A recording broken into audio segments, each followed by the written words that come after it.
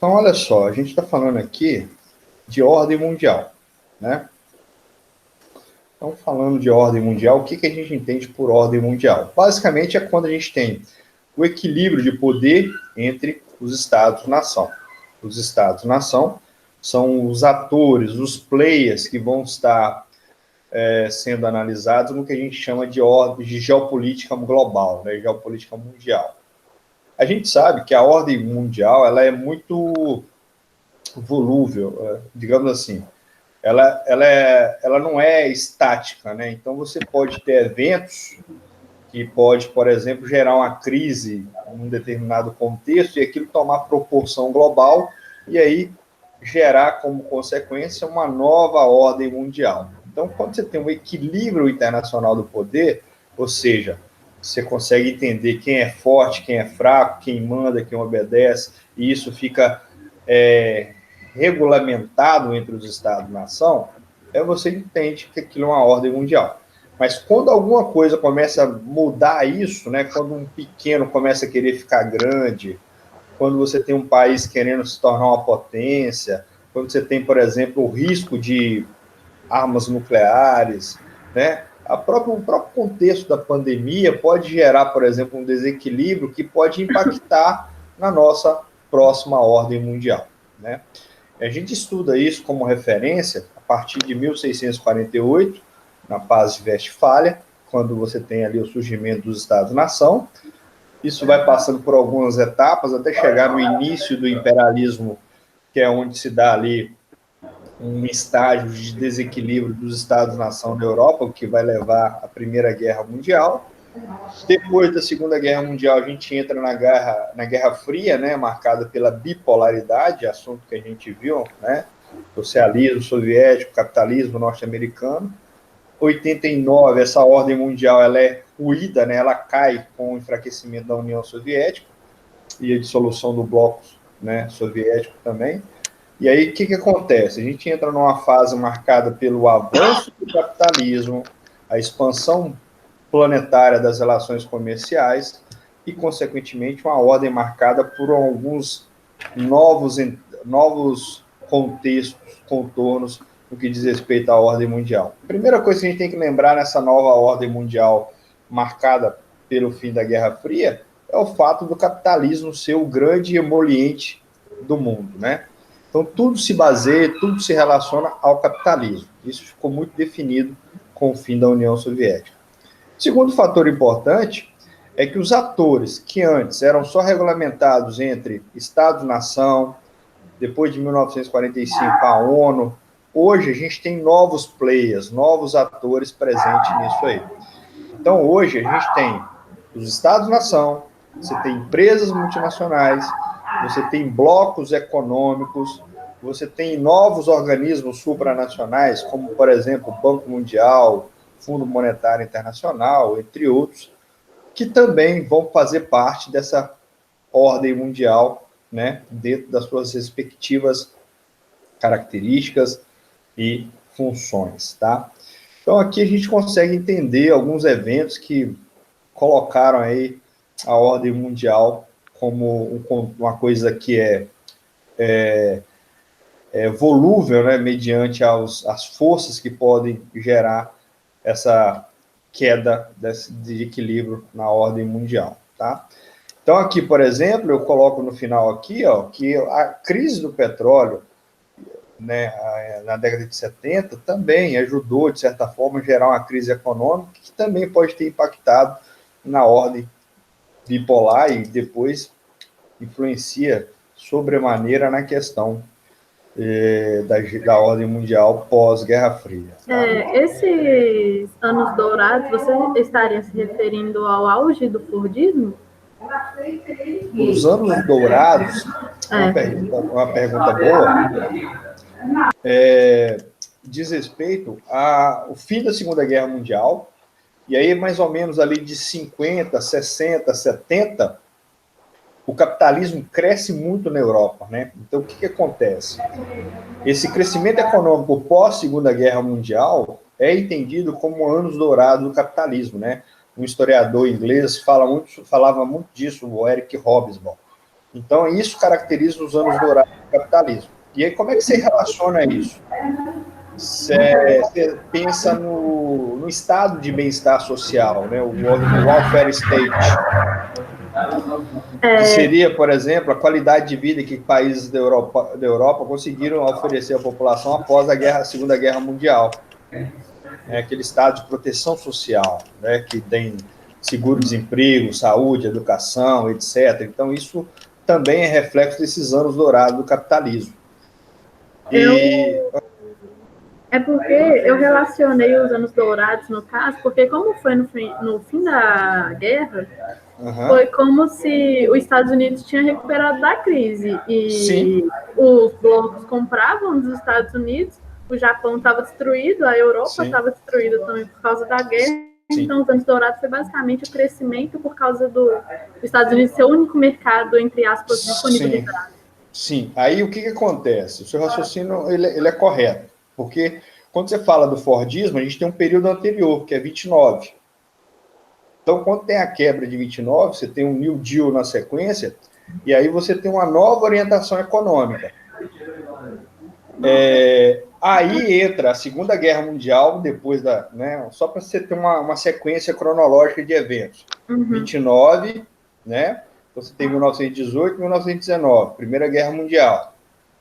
Aí, beleza. Os Estados Unidos se apropria desse período crescendo economicamente, porque não teve Primeira Guerra Mundial dentro dos Estados Unidos, então ele se beneficia, enquanto a Europa estava destruída. Em 1929, o Fordismo entra em colapso. Aí o que acontece? A gente volta lá no segundo ano. Então, o Fordismo ele era um método de produção em massa que não se precaveu, não se policiou em relação a algumas questões.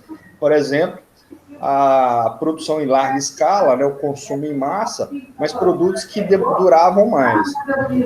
Essa crise econômica do New Deal, ela foi global, né? Então você tem um período ali de reestruturação, e aí volta em 1939, né, como consequência da Primeira Guerra Mundial, a Segunda Guerra Mundial. Aí o que acontece? Ela já tem uma amplitude no que diz respeito aos territórios onde acontece. Então você tem conflitos na Ásia, no Pacífico, né, na Oceania, né? Mas a América fica meio protegida disso também. O que acontece? Logo após a Segunda Guerra Mundial, você tem uma reestruturação econômica que é orientada por quem? Pelos Estados Unidos. Só que orientações políticas econômicas, digamos assim, né, por exemplo, keynesianismo, né, políticas econômicas que defendiam o pleno emprego. Então, por exemplo, quer dizer o seguinte, olha, se a economia, para a economia ir bem, eu tenho que garantir o trabalho garante o consumo faz a economia girar. Então, isso na Europa foi meio praticado, e aí, consequentemente, você tem essa proteção social que vem de onde? Vem daquele período período Revolução Francesa, que você tem ali aqueles ideais de direitos humanos, né? Igualdade, fraternidade, liberdade. Depois você tem a Revolução Industrial, que entra numa nova fase na Europa, que é a chamada de Primavera dos Povos. O que se entende por Primavera dos Povos? É quando as pessoas começam a lutar, nascer diante de alguns ideais, e nesse contexto aí, a Primavera dos Povos, foram movimentos operários que eclodiram na Europa depois da Revolução Industrial em busca de melhores qualidades de vida e melhores condições de vida.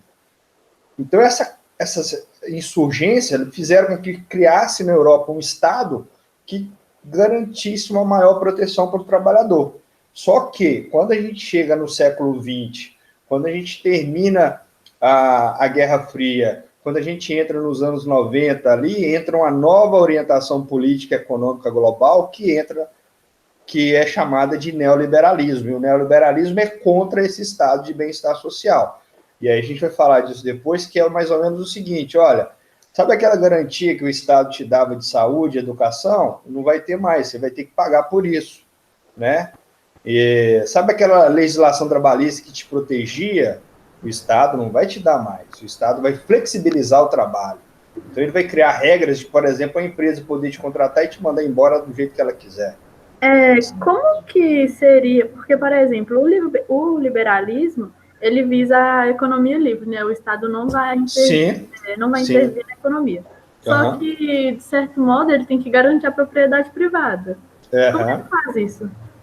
Então, aí é uma aula que a gente volta na sociologia, segundo ano, instituições, poder, política e instituições. Como é que funciona, na verdade? Você tem o que a gente chama de liberalismo.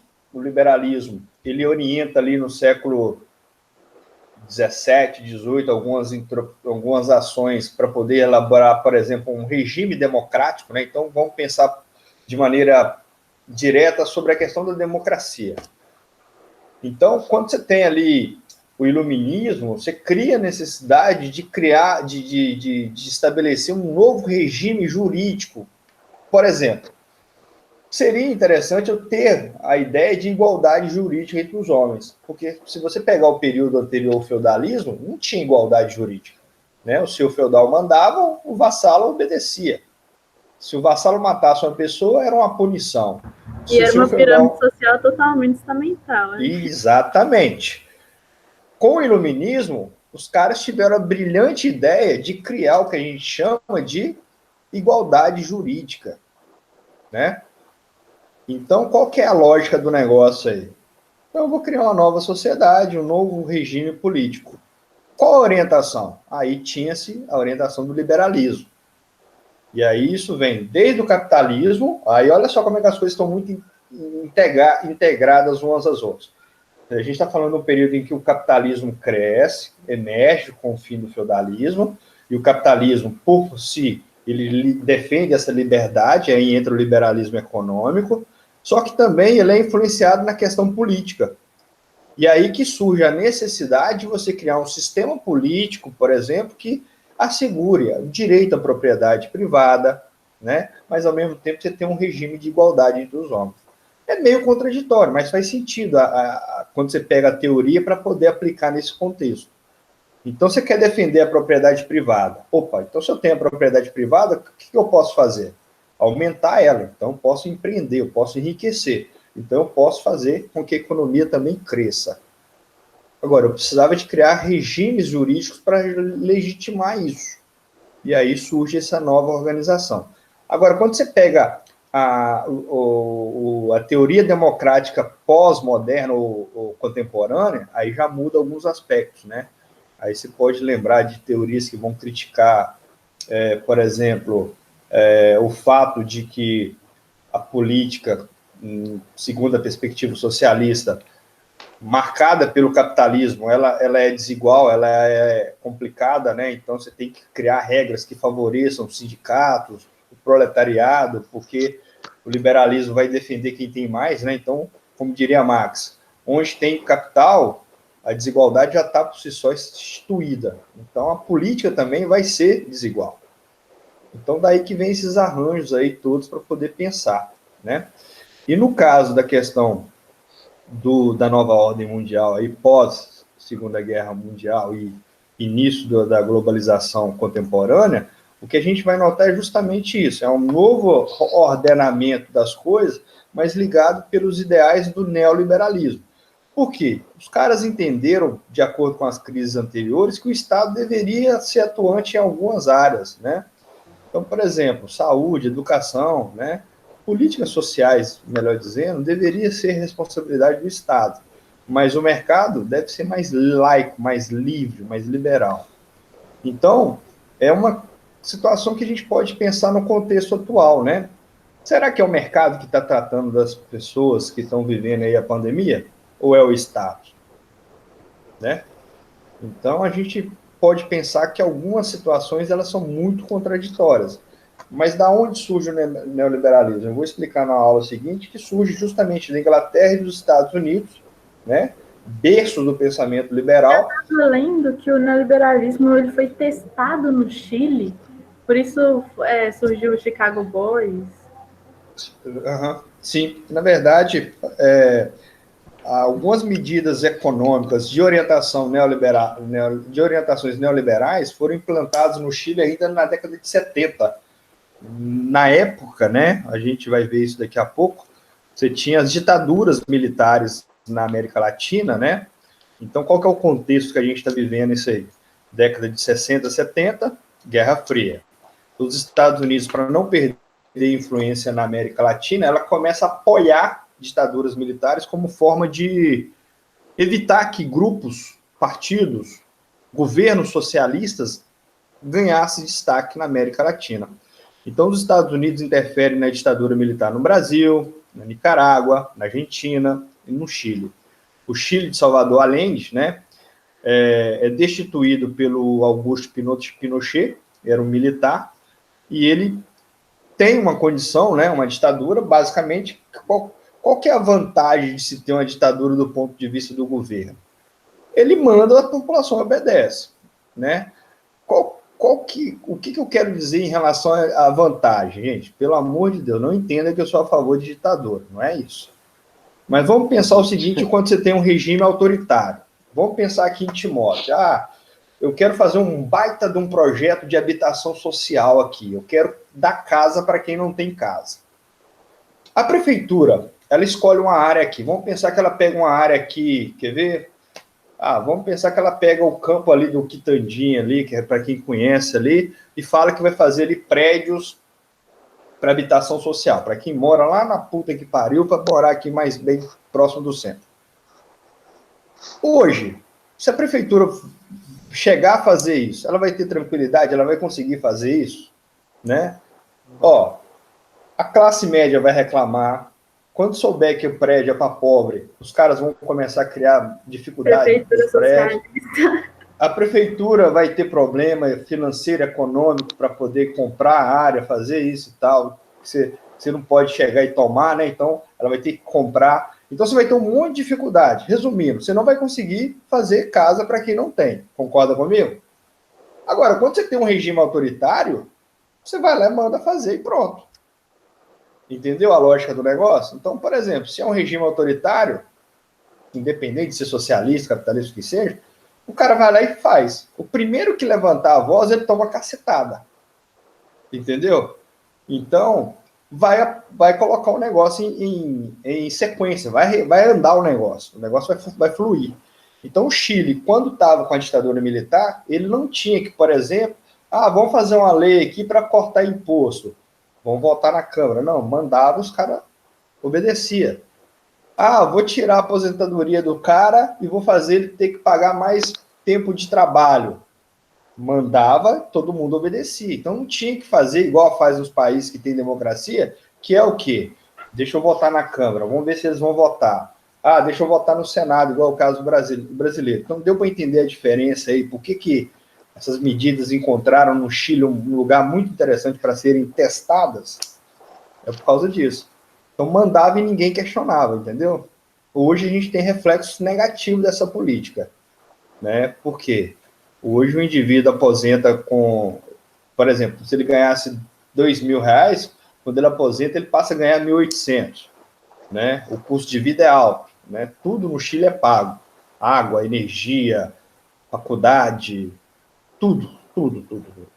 Então, você tem um crescimento econômico, você tem alguma evolução social interessante no Chile, mas hoje a gente está vendo vários problemas sociais acontecendo. Tanto é que a população está, em vez por outro, fazendo manifestação contra o governo, né? Então, é um contexto interessante da gente pensar também, tá?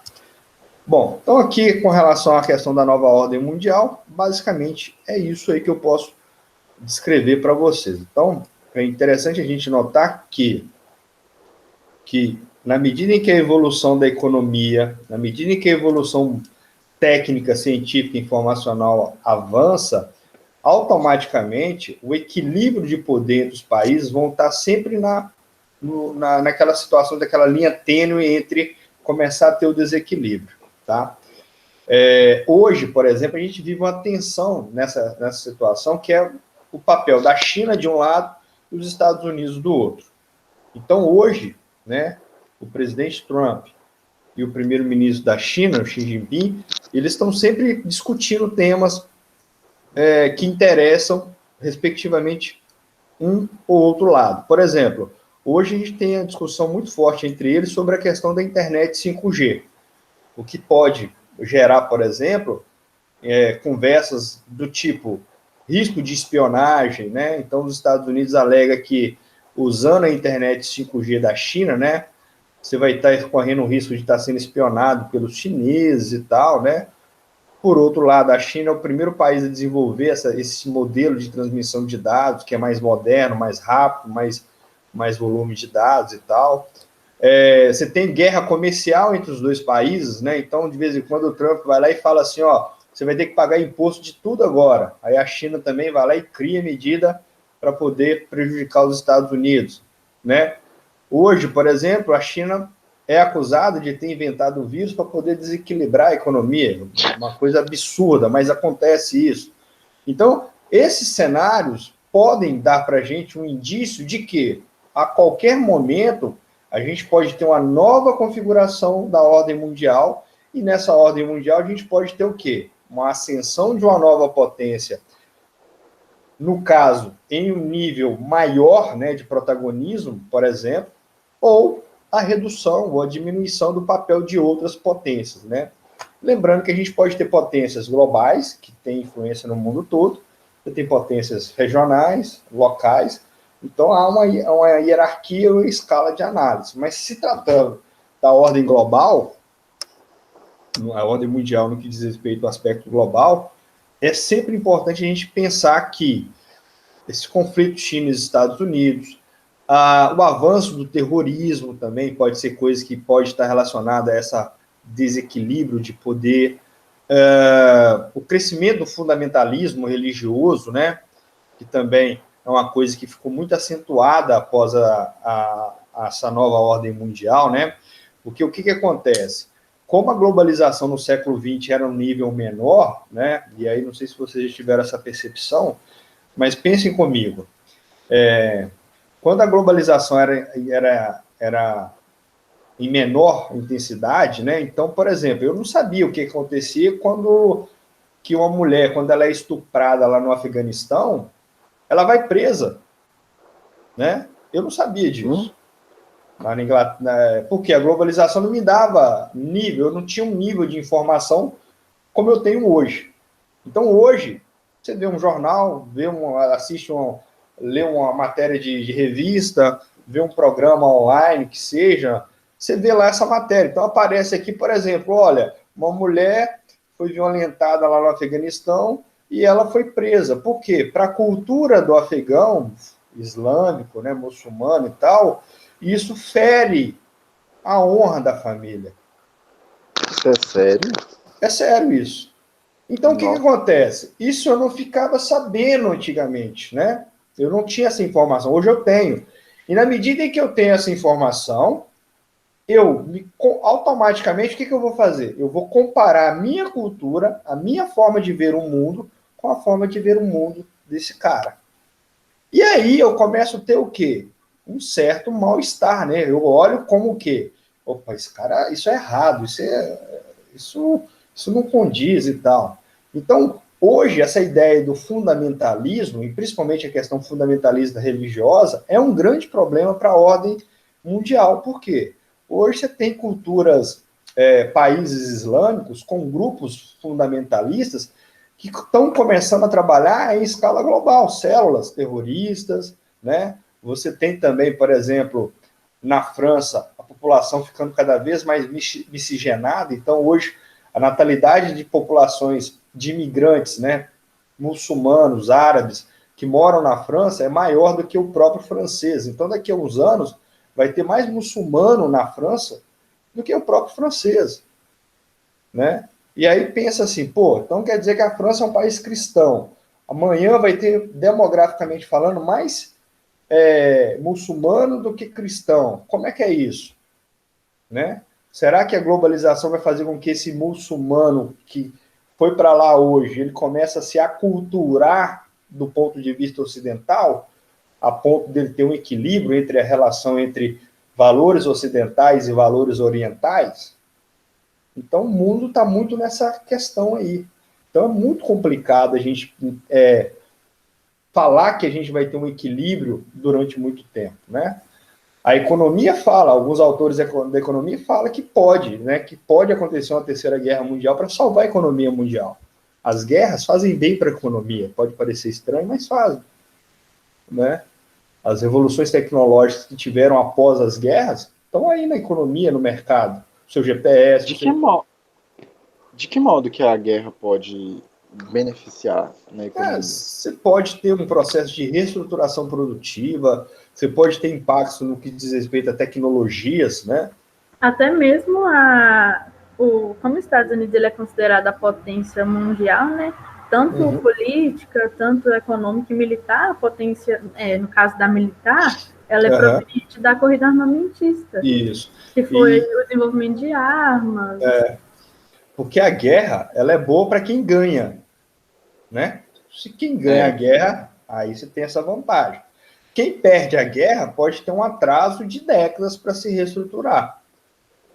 E aí você pode citar, por exemplo, o caso do Japão. Imagina se o Japão não tivesse tido ajuda econômica dos Estados Unidos. Teria em 30 anos, 25 anos, atingido o posto de segunda potência econômica mundial? Né? Então, essa ordem mundial hoje ela é muito complexa, mas, ao mesmo tempo, ela está sempre andando assim no limite do seu equilíbrio. Tá? E aí a gente pode também levar uma outra discussão, que é a seguinte, olha, qual que é o papel do Estado-nação hoje? Ou seja, é menor ou maior? Né? E aí uma coisa que a gente pode falar é que não, o Estado-nação continua Estado-nação e, pelo contrário, ele continua mais forte do que nunca. Como, professor? Bom, tá vendo a imagem aqui do Muro de Berlim? A gente passou 45 anos, né? Mais de 4 décadas tentando derrubar essa porcaria aqui.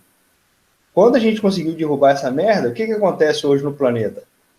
Se mais se constrói hoje no planeta são muros e cercas para separar as fronteiras. E o que mais representa um Estado-nação do que uma fronteira? Né?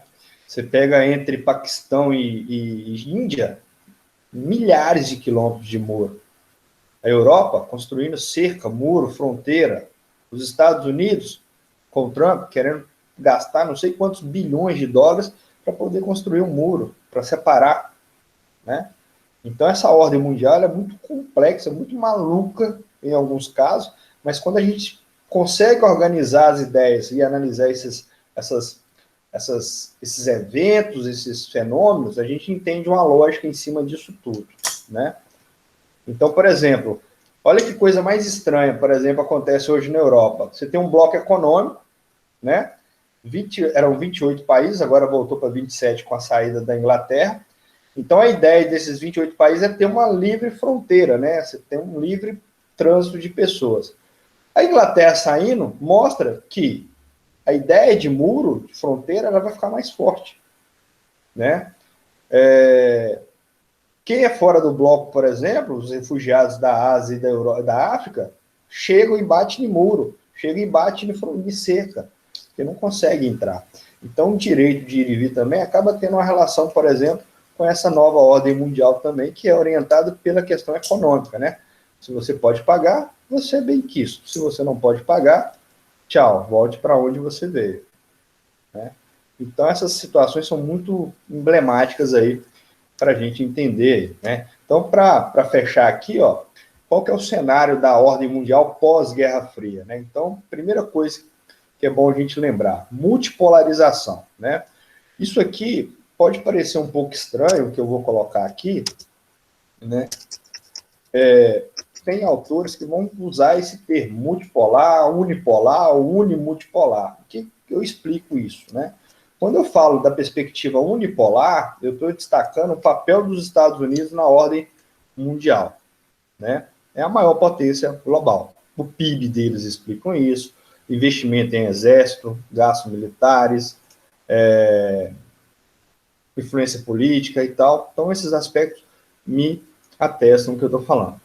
Mas, ao mesmo tempo, você tem que lembrar que você tem os blocos econômicos tendo importância econômica, países crescendo do ponto de vista geopolítico, né? Você pega o Brasil, que nos últimos anos tinha trilhando um caminho muito significativo para se tornar uma potência maior do ponto de vista regional e depois global, né? Você tem, por exemplo, empresas multinacionais. Hoje, para a questão econômica, hoje você tem que escutar o que o Banco Mundial, o que o Fundo Monetário Internacional tem a dizer sobre isso. Então, você tem esses atores também que estão presentes nesse novo contexto da ordem pós-Guerra Fria, tá? A globalização, né? Vale lembrar que isso está muito ligado ao capitalismo. Eu preciso ter essa clareza, né? Porque o capitalismo ele pode estar relacionado com o desenvolvimento técnico, né? Na busca de novos instrumentos para poder melhorar o comércio, né? Então, por que eu falo em primeira, segunda, terceira, quarta revolução industrial?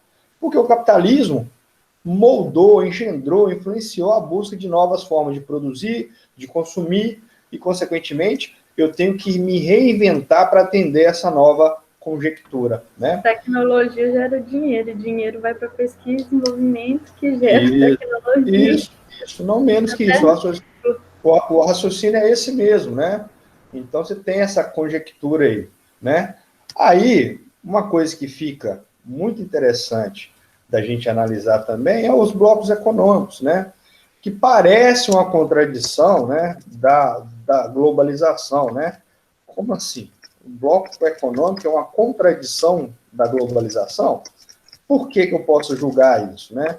Porque o bloco ele é entendido como um grupo de países, né, do ponto de vista regional, né? A União Europeia é regional, mas ela está dentro de um contexto o quê? Global. Então parece ser uma contradição, mas na verdade pode soar como algo para poder facilitar o comércio de uma dada região diante desse novo contexto globalizador, né? E, né, a gente já falou, mas aqui a gente tem também essa situação que é a seguinte, ó, a primazia do neoliberalismo, né? Então, o que a gente pode lembrar aqui? Primeiro, né, a lógica capitalista que vai orientar tudo, né, a mercantilização da vida, né? Como eu que entendo isso?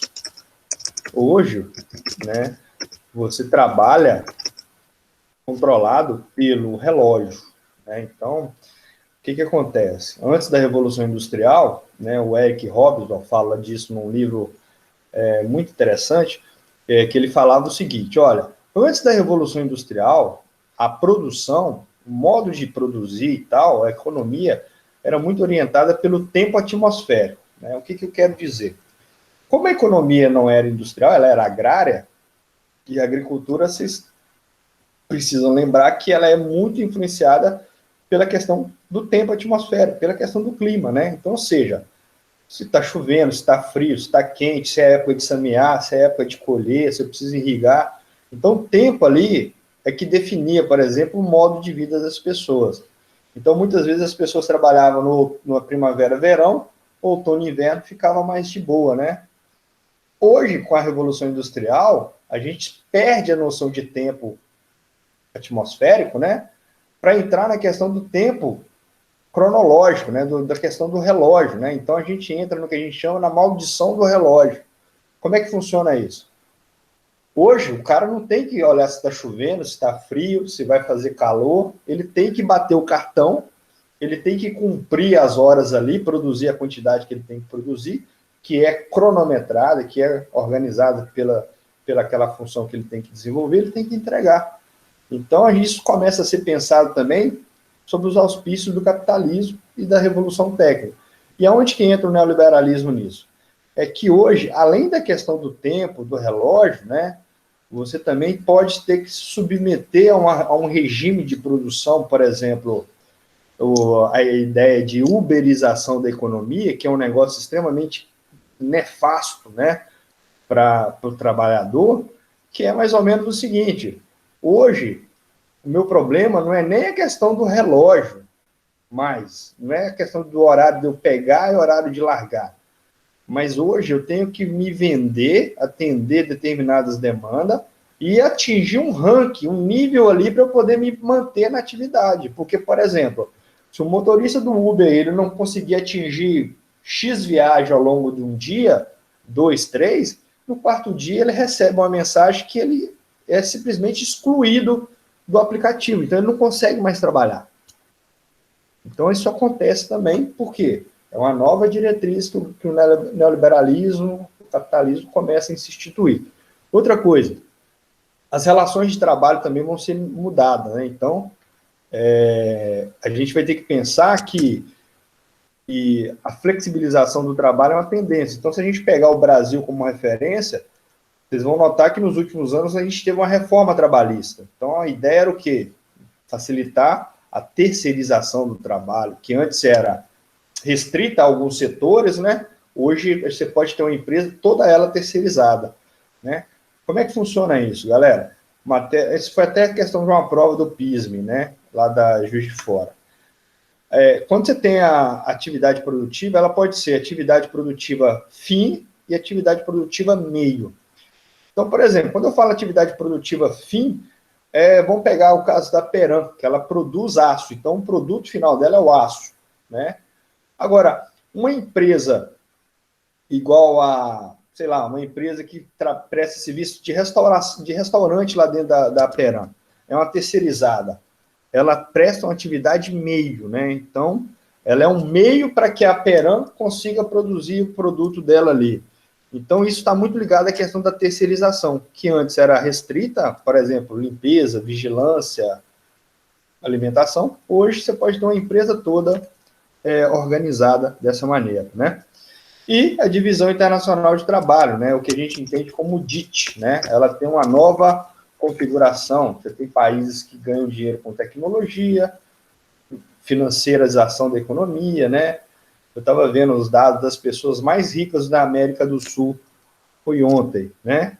Das 6 pessoas mais ricas da América do Sul, se eu não me engano, 4 trabalham com serviços de financeiros e bancos. Ou seja, ganham dinheiro especulando com dinheiro.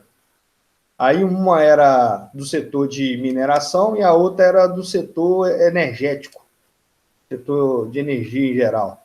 Então, inclusive, era do Brasil, o mais rico que estava lá. Eu vi esse mapa com...